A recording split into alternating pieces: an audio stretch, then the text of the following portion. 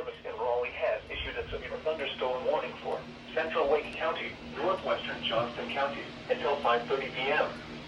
At 4:37 p.m., a severe thunderstorm was located near RDU International, or near Raleigh, moving east at 25 miles per hour. Hazard, 60 miles per hour with gusts. Source, radar indicated. Impact, expect damage to roofs, siding, and trees. Locations impacted include Raleigh, Cary, Garner, Clayton, Cleveland, RDU International, Apex, Holly Springs, Morrisville, and Knightdale. For your protection, move to an interior room on the lowest floor of a building. Straight line winds can blow down trees, power lines, and damage mobile homes and other buildings. Seek shelter in a sturdy structure until the storm has passed.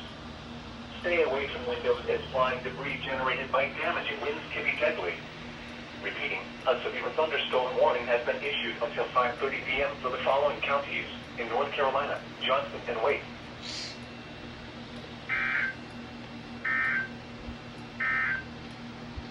This is NOAA Weather Radio. All hazards stations.